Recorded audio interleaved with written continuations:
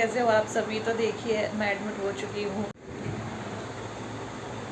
क्योंकि मेरा 9 month complete होने वाला है, इसलिए मैं डिलीवरी के लिए एडमिट हो चुकी हूँ। पेन्स आ रहे हैं हल्के हल्के, 3-4 दिन से आ रहे थे, पर ये देखो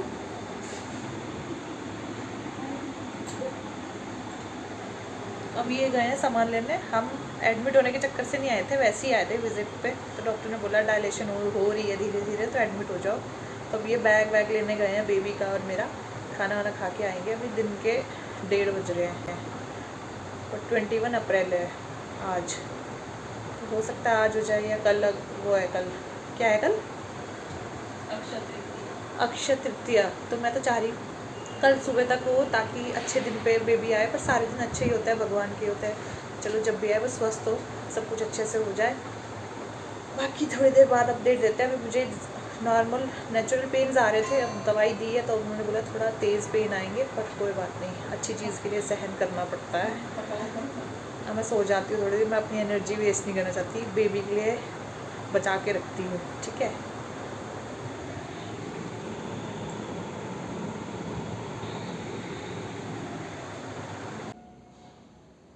नींद आ रही है।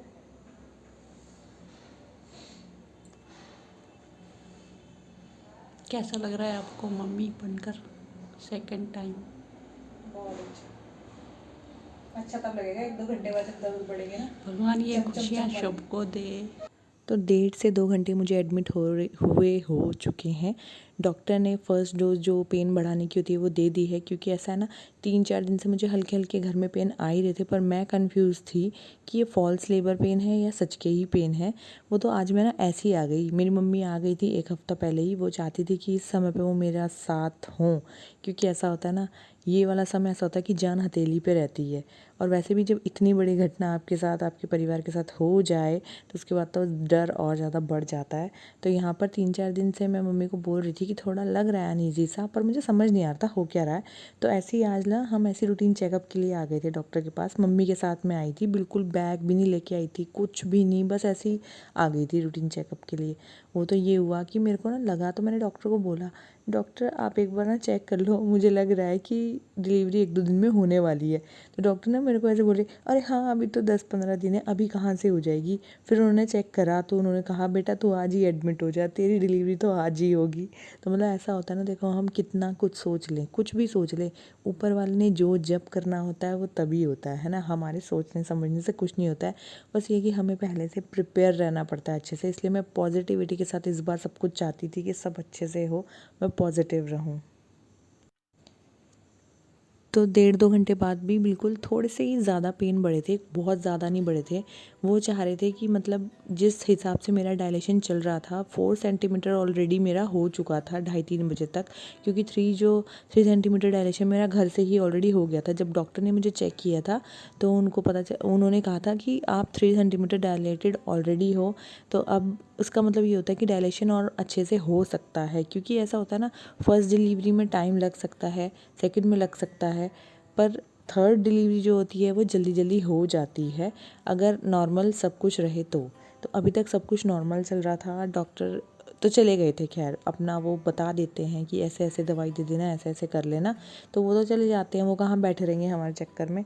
पर ये है कि जो नर्सेस थी उन्होंने दवाई दे दी थी, वो बार बार पूछने आ रही थी पेन्स बढ़ रहे हैं, पेन्स बढ़ रहे हैं। भाई ये जब बढ़ ही नहीं रहता तो मैं क्या करूँ। मैं भी फिर हंस ही रही थी, क्योंकि वैसे पेन्स तो 3-4 दिन से मैं सहन कर ही रही हूँ, तो वैसे ही सेम पेन्स आ रहे थे। तो ये जो नर्स अभी आई हैं उनको मैं पूछ रही थी यार भूख लग रही है, कुछ खा लूँ क्या। क्योंकि मैं सुबह ना, मेरा मन किया जब मैं घर से आ रही थी ना, तो मेरा मन किया मैं छोले पूड़ी हलवा बना करके कान्हा जी को भोग लगाऊँ, माता रानी को भोग लगाऊँ, तब मैं हॉस्पिटल जाऊँ। पता नहीं क्यों एक अंदर से ना एक आती है ना आवाज़ कि नहीं ऐसे नहीं, ऐसे जाओ। तो मम्मी ने भी बनाने में, मैंने तो हलवा बनाया था सिर्फ, मम्मी ने पूरी छोले सब कुछ बना करके भगवान जी की पूजा करके उनको भोग लगाया था।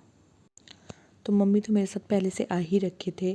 हमें नहीं पता था कि वो एडमिट होने को बोल देंगे। तो जैसे ही उन्होंने एडमिट होने को बोला ना, मैंने घर फ़ोन किया दीदी को सबसे पहले कि भाई ऐसा ऐसा करके मेरा यहाँ यहाँ सामान रखा हुआ है। वैसे तो मैंने अपना और बेबी का बैग पैक पूरा कर रखा था, पर ऐसा होता है ना कि थर्मस भी चाहिए होता है, 10 चीज़ें होती हैं, चार्जर चाहिए होता है, ये वो सो। तो मैंने दीदी को सबसे पहले फ़ोन करके बोला भैया ये सामान भिजवा देना। मनीष घर फटाफट से लेने गए मेरे को एडमिट करने के बाद। फिर वो सामान लेने गए और मम्मी जी और मौसी जी उनके साथ ही बाद में आए थे, जब उन्होंने सुना कि हाँ भी एडमिट हो चुकी है। क्योंकि ये पल ऐसा होता ना भैया, बहुत ज़्यादा डर जाते हैं घर वाले। और वो साथ में खाना भी लेके आए थे, क्योंकि सुबह मैंने इतना पेट भर के खाना नहीं खाया था, नाश्ता नहीं किया था, क्योंकि पूरी वगैरह बनी थी तो मैंने 1 या 2 ही खाई थी। जब से टाइफाइड हुआ ना, मुझे डर ही लगा रहता है, नहीं हैवी हो जाएगा, नहीं कुछ दिक्कत ना हो जाए। और प्रेगनेंसी में तो बहुत ज़्यादा डर बना ही रहता है। तो यहाँ पर मैं नॉर्मल रोटी सब्जी खा रही थी, और मम्मी के लिए भी खाना ले आए थे वो। तो अब मुझे पेन्स थोड़े थोड़े धीरे धीरे बढ़ने लगे थे 1.5-2 घंटे बाद। और नर्स बोल रही थी कि अब प्रॉपर पेन अगर इस डोज से भी नहीं आए तो वो फिर से मुझे 3-4-5 घंटे बाद और डोज देंगे।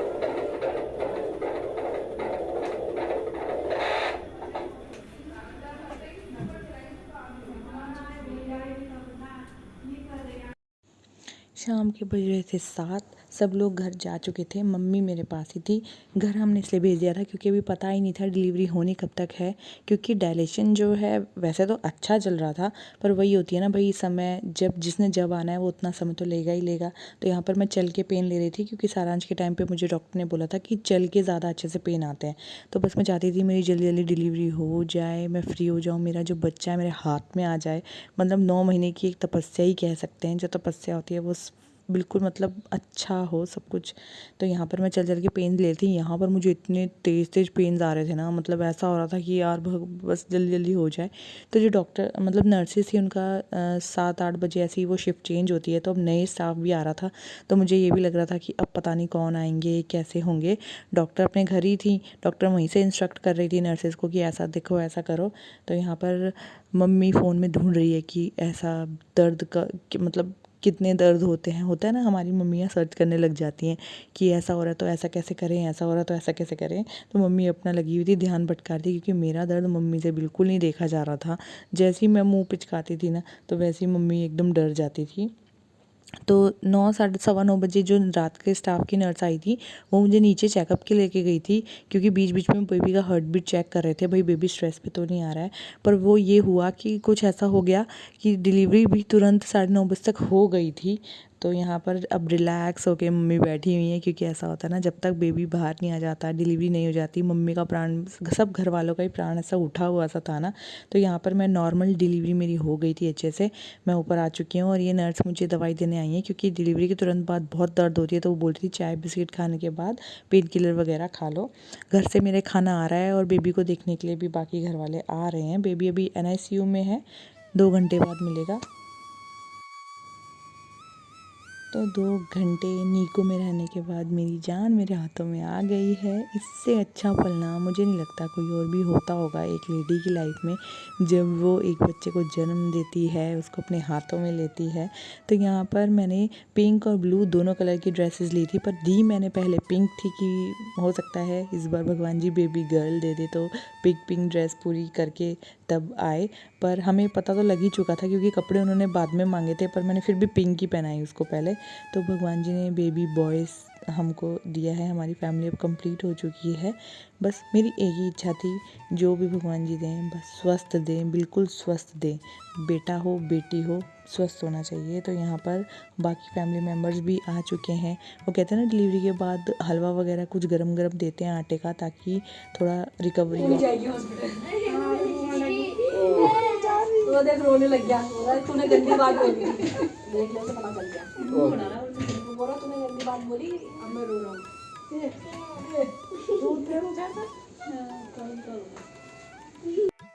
तो मम्मी तो मेरे साथ सुबह से थी ही, हम लोग ऐसा कुछ प्लान करके नहीं आए थे, बस ऐसे ही नॉर्मल विजिट के लिए आए थे। उसके बाद हमने सोचा था कि थोड़ा विशाल मेगा मार्ट वी मार्ट वगैरह घूमेंगे, बेबी के कुछ कपड़े लेंगे।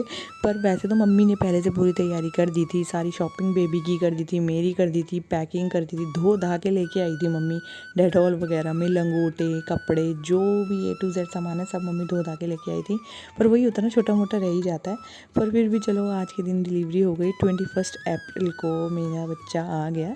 तो यहाँ पर देखो सारांश कितना खुश हो रहा है ना अपने भाई को देख करके, क्योंकि उसे शुरू से यही चाहिए था। वो बोल रहा था मेरी 3 बहनें तो हैं ही, मुझे एक भाई मिल जाएगा तो हमारी टीम बढ़ जाएगी, ऐसे ऐसे बोलता था। तो चलो, मुझे ऐसा लगता है कि भगवान जी हमारे से ज़्यादा हमारे बच्चों की सुनते हैं, क्योंकि उनका दिल बिल्कुल साफ़ होता है ना। तो वो जो मांगता है भगवान जी उन्हें दे देते हैं। समय लगता है पर मिल भी जाता है। याला हाथ ऊपर, याला हाथ ऊपर से याला हाथ, अरे ऐसा वो नहीं देखता अभी कुछ। वो डर जाएगा। हाँ तो मैं सिखा रही हूँ ना, तुझे पकड़ना नहीं आएगा, वो तो हमें भी पता है, हम सिखा तो रहे हैं। हाथ इसके सर के नीचे, ठीक है।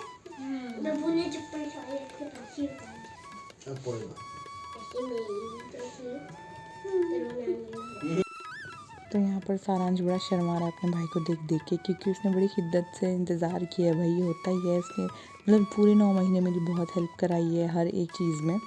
तो उसके पापा भी अब जाके चैन से रहे हैं, क्योंकि वो सुबह से बेचारे भाग दौड़ में लगे हुए थे, ये ला दो वो ला दो। तो सभी लोग बहुत ज़्यादा खुश हैं, सब कुछ अच्छे से हो गया। भगवान जी ने हमें खड़े होने का सहारा दे दिया है। तो बाकी की बातें आपसे नेक्स्ट व्लॉग में करूँगी। चलती हूँ, बाय बाय, टेक केयर।